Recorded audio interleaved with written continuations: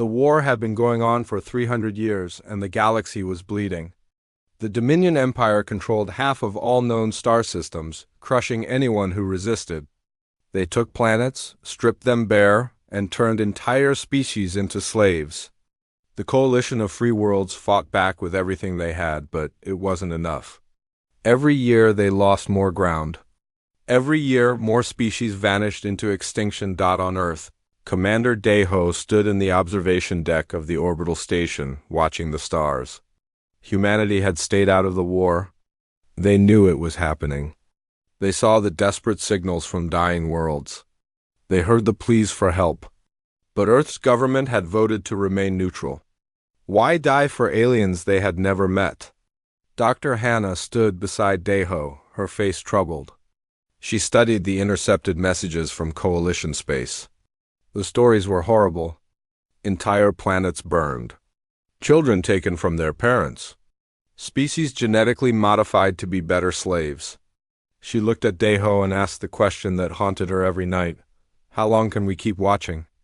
Dayho didn't answer. He was a soldier, and soldiers followed orders. Earth's orders were clear. Defend human space, nothing more. But even he felt the weight of those distant screams. Far across the galaxy, Ambassador Yuna sat in a secret meeting with Coalition representatives. They had found Earth 5 years ago, hidden in a quiet corner of space. They studied humanity from a distance, watching how quickly humans developed new technologies. The Coalition was desperate now. They needed allies. They needed someone who could fight. Your weapons are impressive, the Coalition delegate said, his 3 eyes blinking nervously. Your ships move in ways we don't understand. Please help us. The Dominion will reach your space eventually. Yuna shook her head slowly. My government won't authorize military action. I'm sorry. We don't have the authority to join your war. The alien's shoulders slumped. Another hope crushed. Another species that wouldn't help, but something was about to change. Captain Taeyang was running patrol near Mars when the distress signal came through. A ship, badly damaged, falling toward the planet's surface. The vessel was unlike anything in human records. It was a Coalition refugee ship, and it was dying. All squadrons, emergency rescue protocol, Taeyang commanded. His fighter wing moved fast, escorting the crashing ship toward Mars Colony's emergency landing zone. The ship hit hard, tearing a scar across the red soil.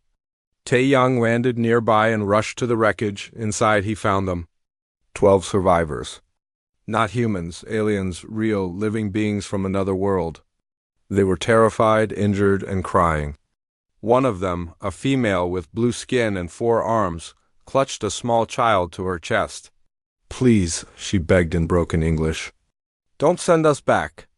They'll kill us. They killed everyone else. Taeyang called for medical teams. As doctors worked on the survivors, he listened to their stories. The Dominion had attacked their homeworld without warning. Billions dead in hours. These 12 had escaped in a damaged ship and run for weeks. They chose Mars because they hoped humans might show mercy. The news reached Earth within hours. For the first time, humans saw the war up close. They saw the faces of the victims. They heard the screams. They smelled the blood. The debate in Earth's government chambers became fierce. This isn't our war, one senator shouted. We have no obligation to die for them. They're sentient beings, another argued. Can we really call ourselves civilized if we do nothing? Dayho was called to give a military assessment. He stood before the council and spoke plainly. If the Dominion is expanding, they'll reach us eventually. We can fight them now while we have allies, or fight them alone later when we're surrounded. Dr. Hannah presented her findings. The survivors' DNA shows they were genetically modified. The Dominion doesn't just conquer. They reshape species into slave workers. They're not seeking territory. They're seeking resources, and that includes biological resources. The debate raged for 3 days. Earth was divided. Half wanted to help. Half wanted to hide. Then the Dominion made the choice for them. A fleet appeared at the edge of human space. 20 warships, larger than anything humans had built. They broadcasted a message in perfect English. Someone had been watching humanity too. The message was simple and cold. Humans of Earth, you harbor coalition fugitives. Surrender them and your system to the Dominion Empire or be destroyed. You have 72 hours to comply. The transmission ended. Silence filled the government chambers. Deho looked at the images of the Dominion fleet. 20 ships. They thought 20 ships would be enough to conquer humanity. Part of him was insulted. Another part of him was calculating. Earth had been preparing for first contact for decades. They had weapons the Dominion couldn't imagine. But using them meant war. Real war. Ambassador Yuna received an emergency message from the coalition. They had intercepted the Dominion ultimatum. We're sending help, they promised. Hold on for 2 weeks. 2 weeks. The Dominion had given humanity 72 hours. Taeyang visited the Mars survivors in the hospital.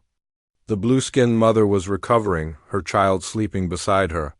She looked at him with eyes full of fear. Will you give us to them? She asked quietly. Taeyang thought about his own family back on Earth, his sister, his nephew. He thought about what the Dominion would do to them if Earth surrendered. He thought about who humans wanted to be as a species. No, he said firmly. Nobody's giving you to anyone. The 72 hours ticked down. Earth's government finally voted. It wasn't unanimous. It wasn't even close. But the decision was made. Deho received his orders and immediately began mobilizing the fleet. Engineers like Minji worked around the clock, preparing weapon systems that had never been fired in combat. Lieutenant Haiyan calculated battle strategies. Looking for the Dominion fleet's weaknesses, on the last day, Deho broadcasted a response to the Dominion ultimatum. His message was even simpler than theirs.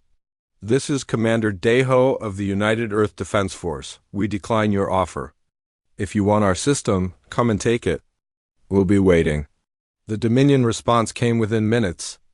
The fleet began moving toward Earth. Across human space, alarms rang. Stations went to battle status.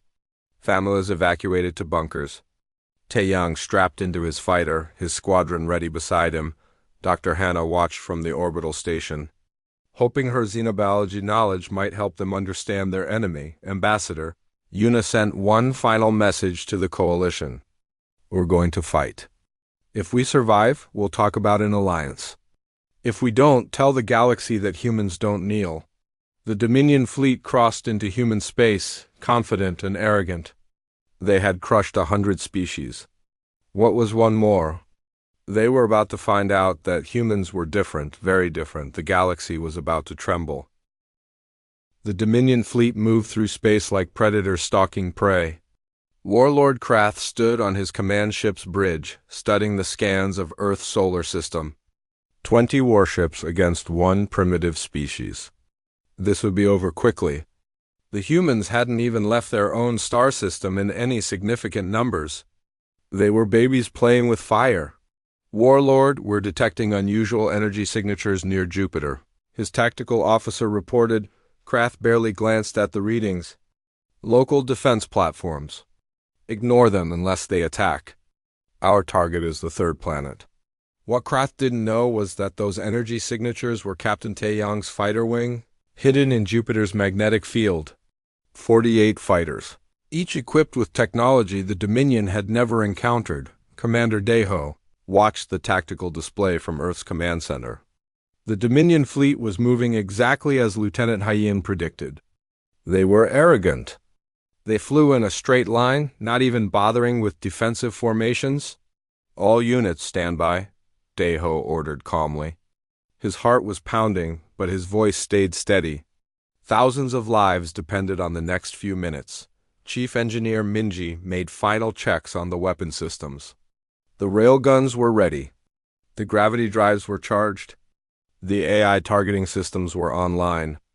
Everything humanity had built in secret for decades was about to be tested in real combat. The Dominion fleet reached Jupiter's orbit. Krath leaned forward in his command chair. Scan for defense platforms. Destroy anything that moves. That was when Taeyang gave the order. All fighters engage. 48 human fighters erupted from Jupiter's clouds, moving at speeds that made the Dominion sensors scream warnings. The fighters didn't follow normal physics. They turned at angles that should have crushed their pilots. They accelerated and stopped in ways that violated everything the Dominion knew about space combat, gravity manipulation drives.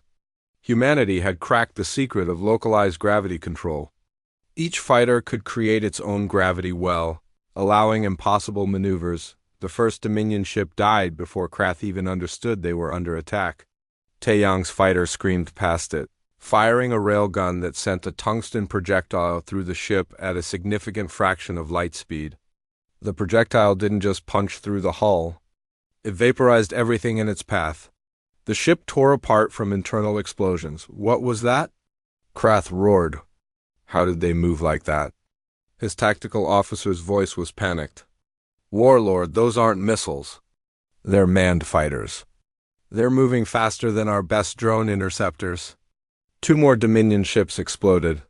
The human fighters swarmed like angry hornets, impossible to track, impossible to hit. Their weapons were terrifyingly effective. Every shot seemed to find critical systems. Krath tried to adapt. All ships, scatter formation.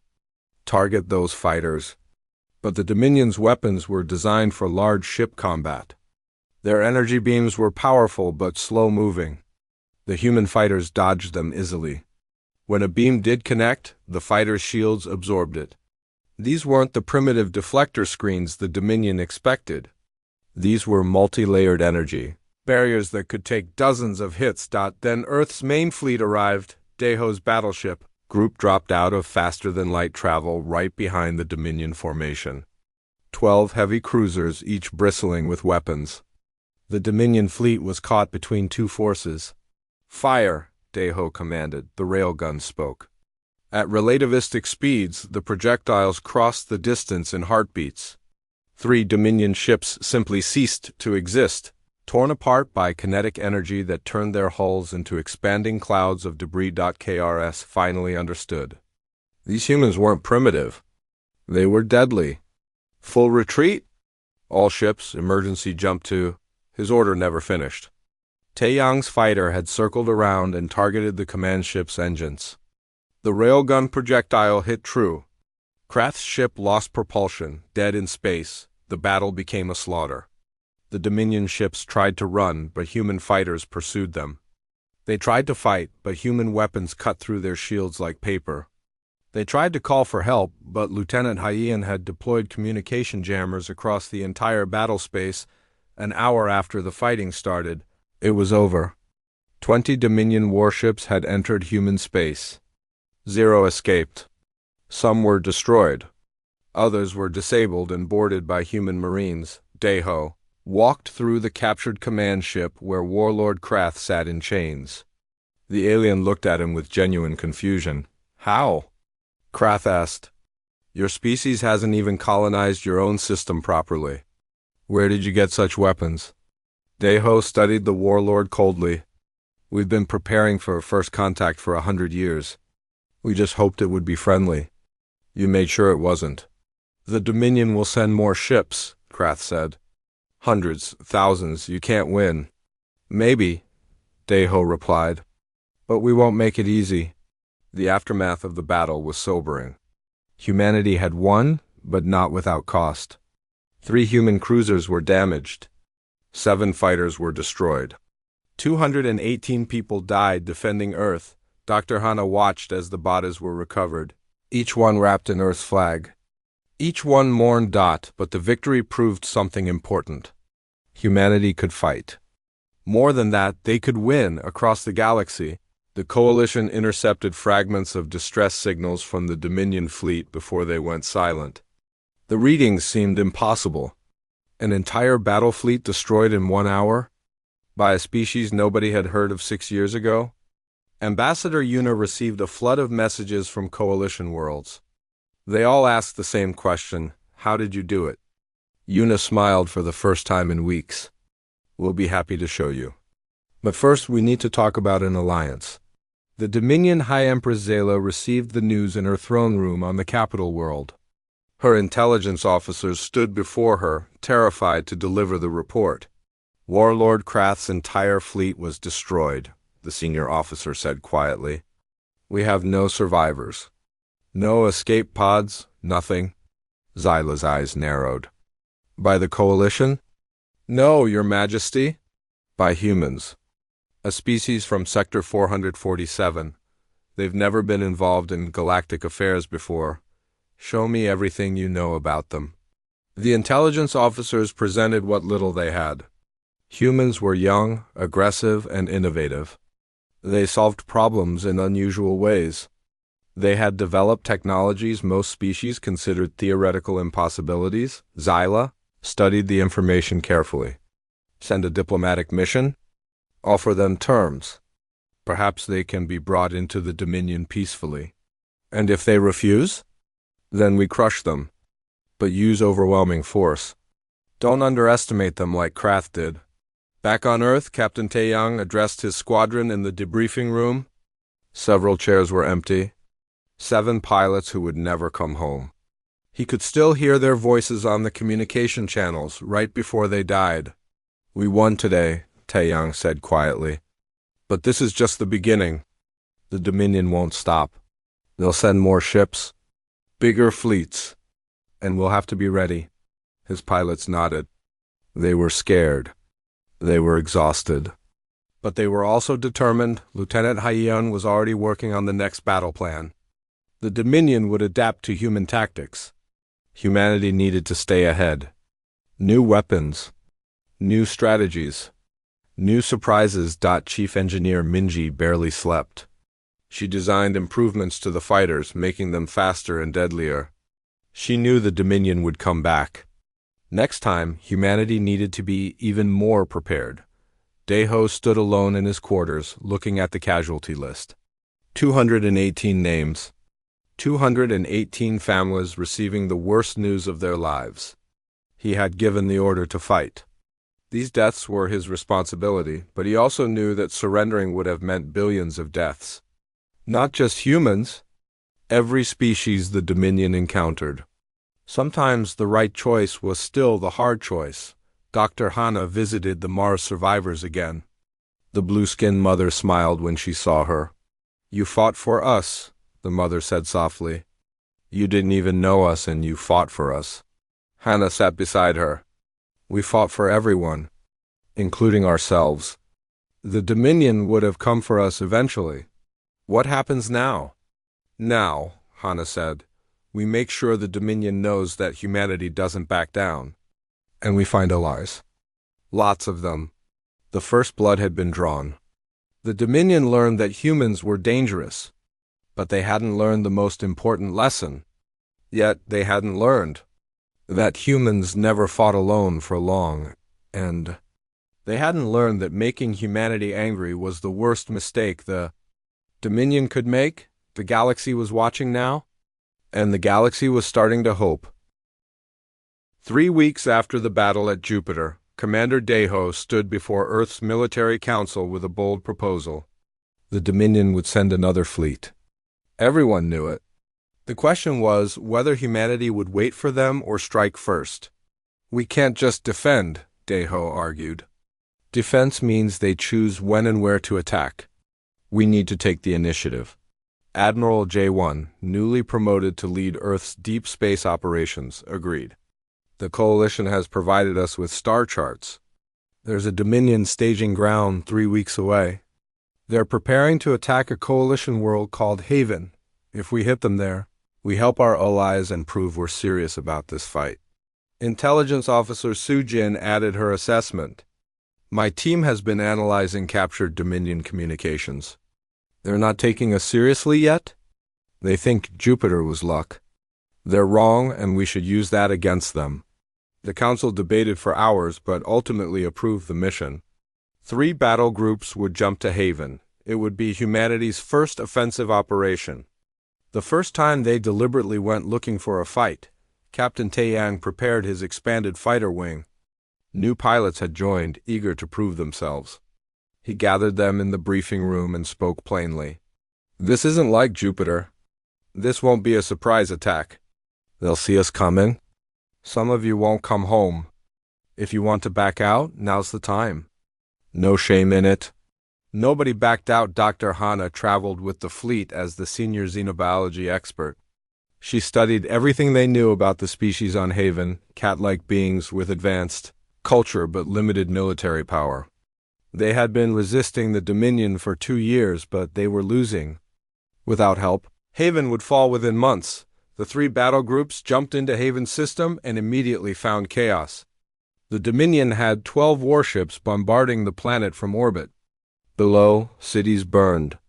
The local defense fleet was already destroyed, debris floating among the stars.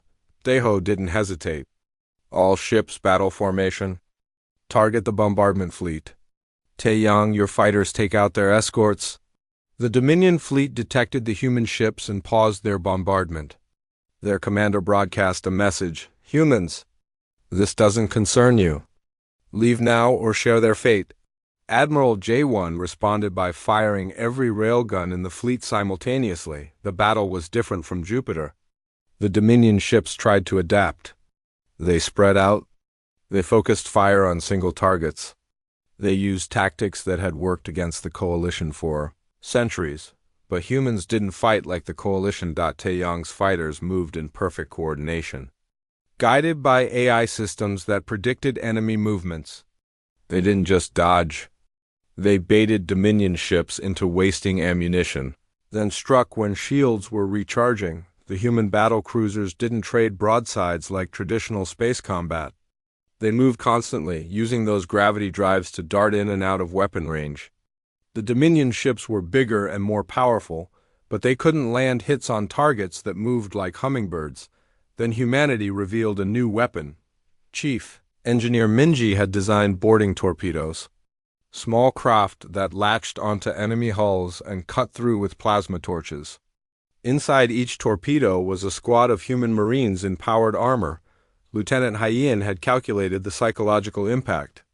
The Dominion relied on clone soldiers, all identical, all following orders without question. They had never faced an enemy that would board ships during active combat. The first torpedo hit a Dominion cruiser. 8 Marines cut their way inside and headed straight for engineering. The Dominion crew tried to stop them, but human-powered armor was like nothing they had seen. Each Marine was a walking tank, shrugging off energy weapons and firing back with precision. Within 15 minutes, the Marines captured the engineering section and shut down the ship's weapons. The cruiser went dark. Floating helplessly, the Dominion commander watched in disbelief as 3 more of his ships were boarded and disabled. These humans were insane. Who boards enemy ships in the middle of a battle? Deho watched the tactical display and smiled grimly. Sujin had been right. The Dominion trained their soldiers to follow orders, not to think independently. When faced with something unexpected, they didn't adapt quickly. Humans, on the other hand, trained every soldier to improvise. The battle ended in 2 hours. 8 Dominion ships destroyed, 4 captured intact. The human fleet had taken damage, but no ships were lost. 37 casualties, mostly Marines injured during boarding actions on Haven's surface. The cat-like inhabitants watched in amazement as human ships descended through the atmosphere. Medical teams deployed to help with the wounded. Engineers began repairing damaged infrastructure. Soldiers set up defensive positions in case more Dominion forces arrived. The leader of Haven, an elderly female named Suri, met with Ambassador Yuna in the ruins of the capital city. Tears streamed down Suri's furred face. "You came," she whispered. "The Coalition promised help months ago, but nobody came. We thought we would die alone." Yuna felt the weight of those words. How many species had the Coalition promised to help? How many had died waiting? "We're here now, and we're not leaving until Haven is safe." News of the battle spread across Coalition space faster than light-speed communications should allow. Every species was talking about the humans. The newcomers who didn't just fight the Dominion but beat them decisively, twice. More importantly, humans had come to help a species they had never met. The Coalition had been fighting for survival for so long they had forgotten what it meant to fight for others on the Dominion capital world. High Empress Xyla received the report about Haven with cold fury.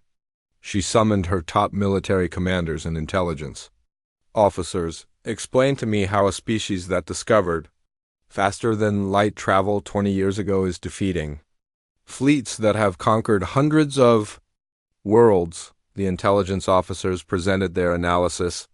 Sujin would have been proud of how thorough it was.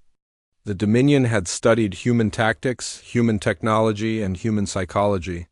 They fight differently, Your Majesty, the senior analyst explained. Most species develop weapons, then develop tactics around those weapons. Humans develop tactics, then build weapons to execute those tactics. They're more flexible. And their soldiers?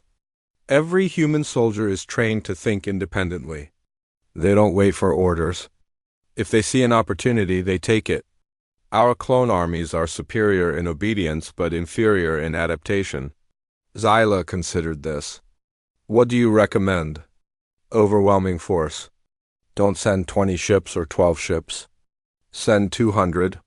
Crush them before they can inspire more resistance. Xyla nodded slowly. Begin preparations. Mobilize the Grand Fleet. We'll end this human problem before it spreads. Back on Haven? Captain Taeyang walked through a refugee camp with Dr. Hana. Children played nearby. The first time they had felt safe enough to play in weeks. One small child, barely older than a toddler, ran up to Taeyang and hugged his leg. The child's mother apologized, but Taeyang knelt down and smiled at the child. It's okay, he said gently. The child didn't understand Korean, but understood kindness. She smiled back. Hannah watched this and felt something shift inside her. This was why they were fighting. Not for territory. Not for resources. For moments like this. For children who could play without fear. Lieutenant Hyen interrupted with urgent news. Commander Daeho wants all senior officers back on the flagship. Coalition intelligence just intercepted Dominion communications. They're mobilizing something big? The briefing was grim. Sujin presented the intercepts. The Dominion was gathering ships from across their empire. Not dozens, hundreds, maybe thousands. All heading toward Coalition space, and the primary target appeared to be Earth. They're going to try to cut off the head, Daeho said quietly. Destroy Earth and humanity's involvement ends. Admiral J1 studied the projections. We can't defend against a fleet that size. Not with what we have now.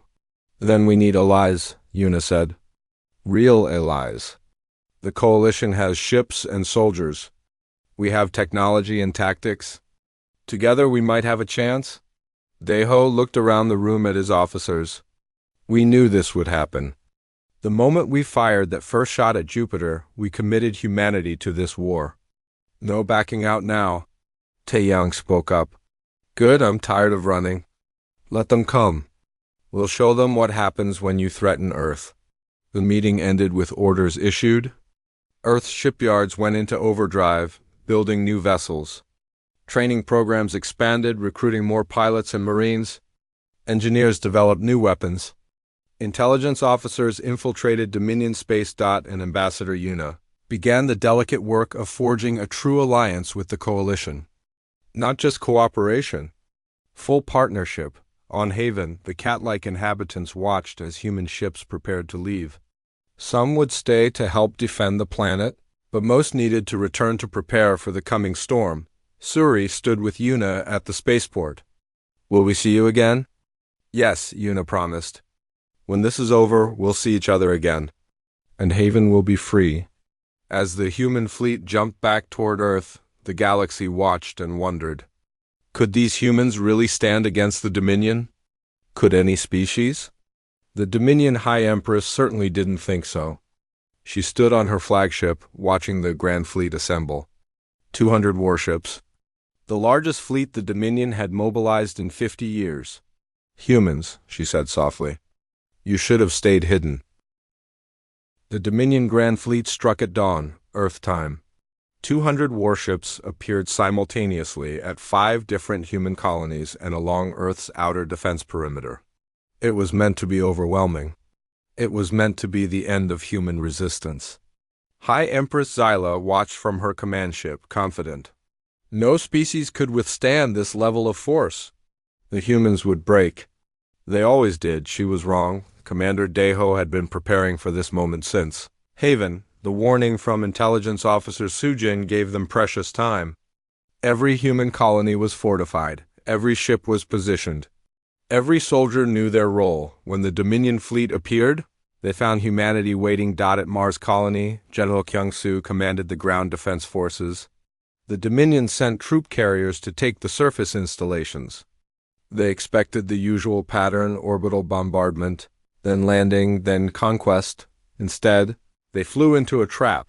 Hidden beneath the Martian soil were defense platforms that came online the moment Dominion ships entered range.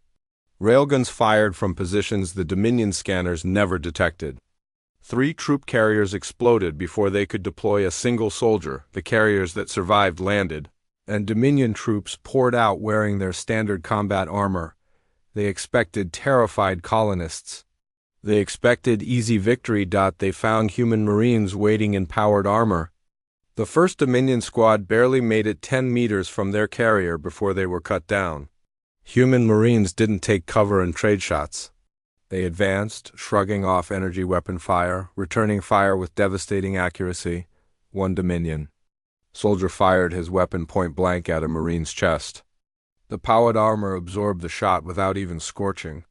The Marine grabbed the soldier with one armored hand and threw him 10 meters into his own squad. "What are they?" The Dominion commander screamed over the communication. Channel. Kyung-soo listened to the panicked chatter and smiled coldly. Powered armor had been a human project for 30 years. Each suit amplified a soldier's strength tenfold and provided armor that could withstand anything short of anti-vehicle weapons. The battle for Mars lasted 4 hours. The Dominion landed 5,000 troops. Less than 100 survived to surrender. In space near Earth, Admiral J1 faced the largest portion of the Dominion fleet, 80 warships against 30 human vessels. The number seemed impossible, but humanity had spent the weeks since Haven working with Coalition engineers. They learned everything the Coalition knew about Dominion tactics, and they shared everything humans knew about advanced warfare. The result was devastating. When the Dominion fleet opened fire, they expected to overwhelm human shields with concentrated firepower. Instead, their weapons hit ships that seemed to flicker in and out of reality. Not invisibility, something else. "Report," the Dominion fleet commander demanded. "They're using some kind of phase technology," his sensor officer said, voice shaking. "Our energy weapons pass right through them. They're only solid for microseconds at a time." It was quantum phase shielding, something human physicists had theorized but only recently made practical. Ships could shift partially out of normal space, becoming intangible to energy weapons. They could only stay phased for seconds at a time, but that was enough to avoid most incoming fire. And while the Dominion wasted ammunition on phased targets, human ships fired back with very solid railgun rounds. The battle became a nightmare for the Dominion. Every time they thought they had a target locked, it phased out. Every time they adjusted tactics, humans changed theirs. And worst of all, human ships seemed to communicate instantly, coordinating across the entire battlespace without any detectable lag. Sujin had introduced quantum entanglement communication to the fleet. Every human ship had a paired quantum communicator, allowing instant communication that couldn't be jammed, intercepted, or delayed. At the colony on Europa, Captain Taeyang faced a different problem. The Dominion sent their elite fighter wing expecting to sweep aside human defenders. They had adapted since Jupiter, deploying faster ships with better weapons. It wasn't enough. Taeyang's squadron had also upgraded. New fighters with improved gravity drives, better targeting systems, and a new pilot training program that pushed human reflexes to their absolute limits. The dogfight above Europa was brutal and beautiful. Fighters weaved through the ice moon's geysers, using the terrain for cover. Dominion pilots were good, trained by centuries of combat experience, but human pilots were better. They took risks that should have been suicidal. They made maneuvers that defied sanity. And they covered each other with a teamwork the Dominion's individualistic ace pilots couldn't match. One human pilot, Calcine Hanatu, in honor of Dr. Hana, who had helped train her, was hit and losing power. Her fighter was spinning out of control toward Europa's surface. The mission protocol said abandon her. She was already dead. Every human fighter in range immediately broke formation and dove toward her. Hanatu, we're coming! Taeyang shouted over the com. Hold on! The Dominion pilots watched in confusion as the human formation fell apart. This was their chance to destroy the scattered fighters. But when they pursued, they found that the scattered fighters were actually executing a complex rescue operation while still fighting. Taeyang's wingman caught Hanatu's fighter with a tractor beam, stabilizing her spin. Two other fighters provided covering fire. Taeyang himself led the wounded fighter toward the colony's landing bay while still engaging. Dominion forces, the Dominion squad leader, couldn't understand it. These humans abandoned tactical advantage to save one pilot. That was insane. That was inefficient, but it worked. Hana to two landed safely, and the human fighters, motivated by protecting their wingmen, fought with such ferocity that the Dominion elite squadron broke and ran. The Dominion fleet commander reported to High Empress Zila with shock in his voice. Your Majesty, we're taking severe casualties. Their technology is beyond what we anticipated. Request permission to withdraw and regroup. Denied, Zila said coldly. We committed 200 ships to this assault. Use them.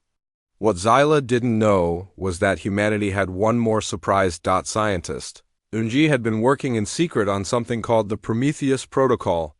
Earth's defense network expanded and enhanced. Not just platforms around planets, autonomous defense stations hidden throughout human space, linked by quantum communication, controlled by advanced AI. When the Dominion fleet was fully committed to the battle, Eunji activated the protocol. Across human space, hundreds of hidden defense platforms came online. They had been disguised as asteroids, debris, abandoned stations. Now they revealed themselves, armed with weapons the Dominion had never seen, directed energy beams that could cut through any known shield, missile swarms that used AI prediction to dodge point defense, and worst of all for the Dominion, biological signature scanners. The Dominion's clone armies all shared similar genetic patterns. The Prometheus platforms could identify Dominion ships by their crew's DNA signatures and target them specifically, ignoring human and coalition vessels. The Dominion fleet found themselves trapped. Behind them, the platforms. Ahead of them, the human fleet. Beside them, more platforms appearing from hiding. This is a massacre, the Dominion commander whispered. He was right. The battle ended with the Dominion losing over half their fleet. 63 ships destroyed, another 42 captured. The rest jumped away in panicked retreat. Many so badly damaged they barely made it out of human space. Human casualties were significant but far lower than expected.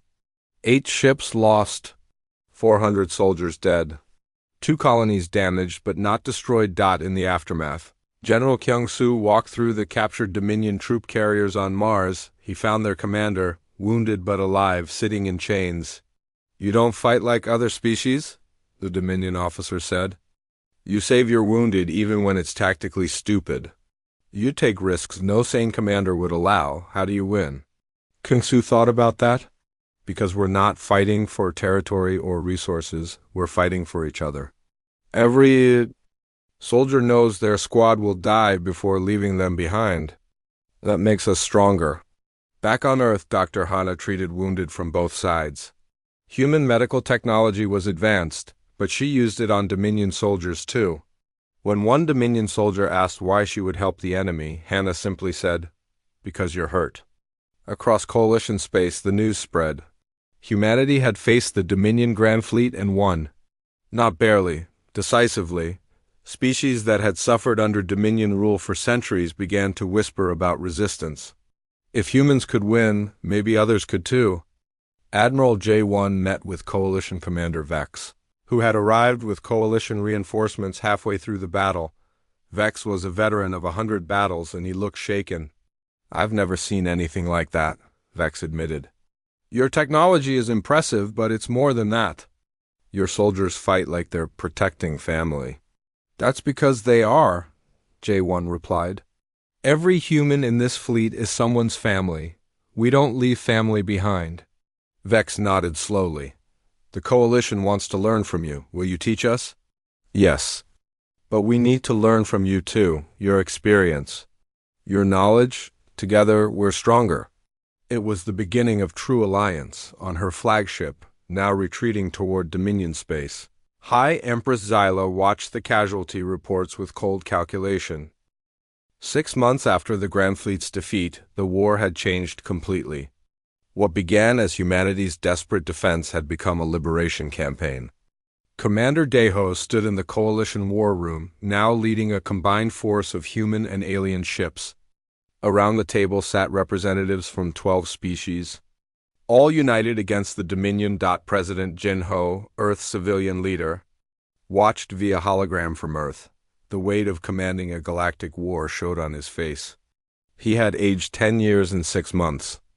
Commander, the people of Earth are asking how long this war will continue. How many more lives will it cost? Deho met his president's eyes. Until it's finished, sir. Until every species enslaved by the Dominion is free. We didn't start this war, but we'll end it? The plan was audacious. Simultaneous strikes on 12 Dominion fortress worlds. Each world was heavily defended. Each world controlled a critical supply route. Take them all at once, and the Dominion Empire would fracture. Captain Taeyang commanded the largest fighter wing ever assembled. Not just human pilots anymore. Coalition species had trained alongside humans, learning their tactics. The wing included pilots from 6 different species, all working as one unit. During a briefing, a young alien pilot asked Taeyang, "How do humans stay so calm before battle?" "My hands shake. My stomach hurts." Taeyang smiled. "My hands shake too. Fear is normal, but we don't fight alone. Look around this room. Every one of these pilots will die before they let you fall. That's what makes us strong." The alien pilot looked at his squad mates, human and alien alike, and understood. This was different from how the Dominion fought. This was family. Intelligence officer Jin had spent months building a network inside Dominion space. Freed slaves became informants.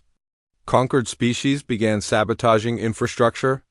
The Dominion's iron control was cracking. One breakthrough came from an unexpected source. A Dominion genetic scientist, disgusted by his government's clone programs, defected to the Coalition. He brought with him the genetic codes for the clone.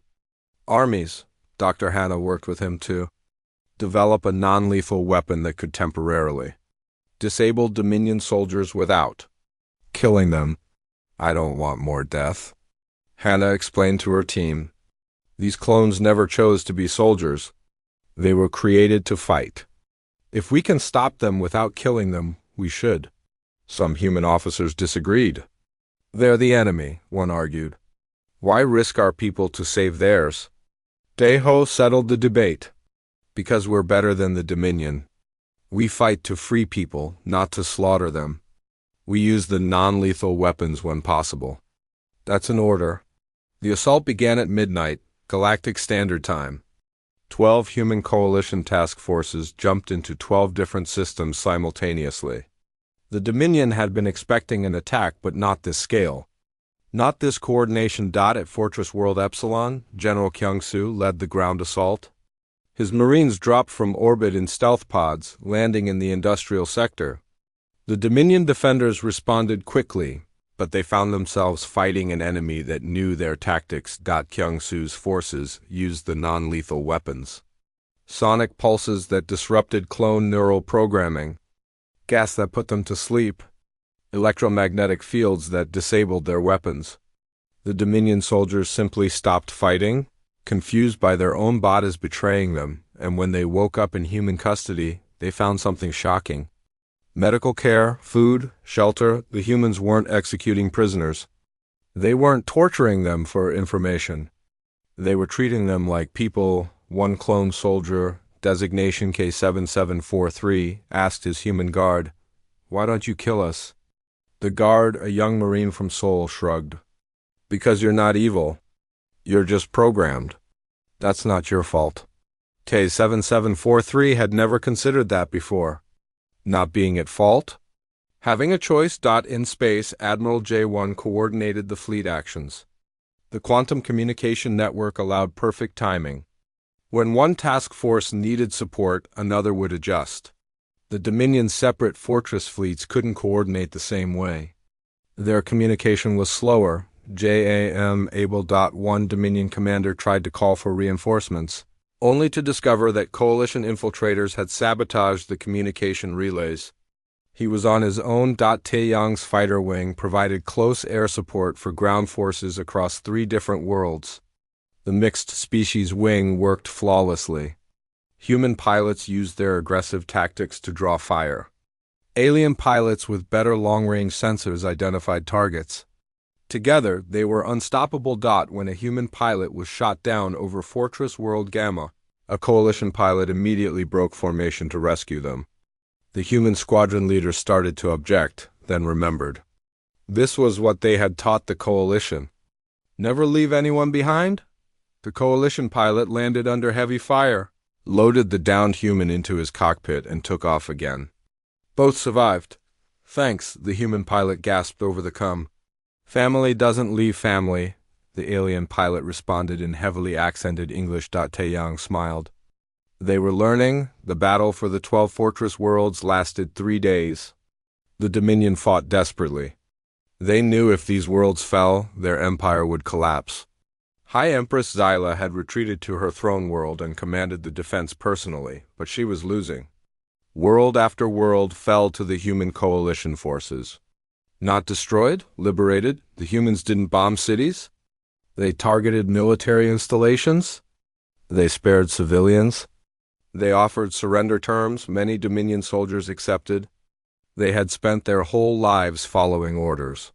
When offered freedom instead, they discovered they wanted it. On the throne world, Xyla watched her empire crumble. Sujin's infiltration network had done its work. Slave species across Dominion territory were rising up.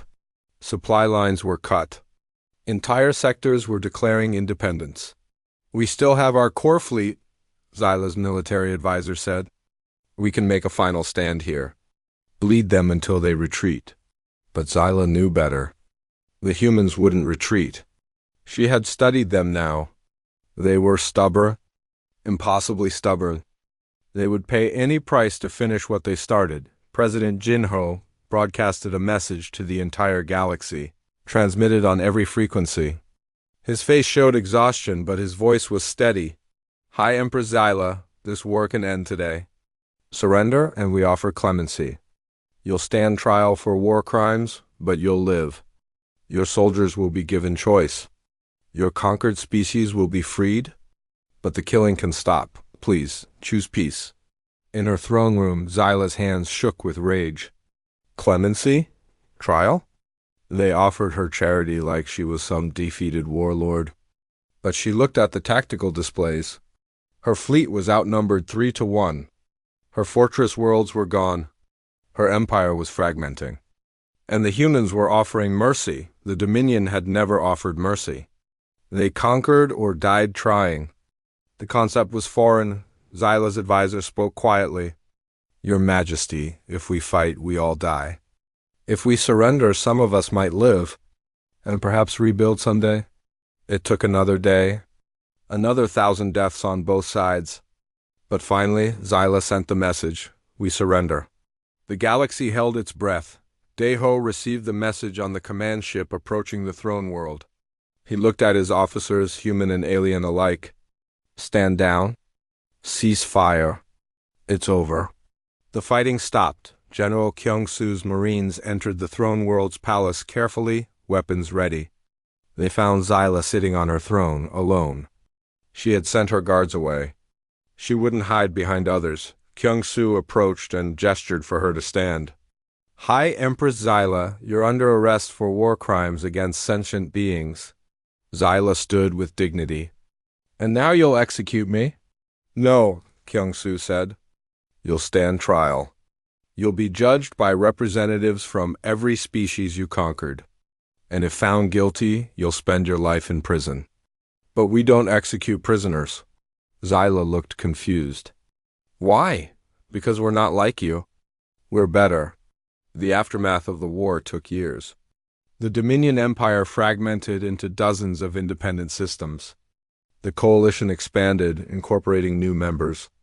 Earth became a founding member of the new Galactic Federation, sharing technology and philosophy with hundreds of species. Captain Taeyang retired from active duty to train the next generation of pilots. The academy included students from 50 species, all learning to fly together. He often told them about the war, but mostly he taught them why they fought. "We didn't fight for territory," he would say. "We fought because everyone deserves freedom. Remember that."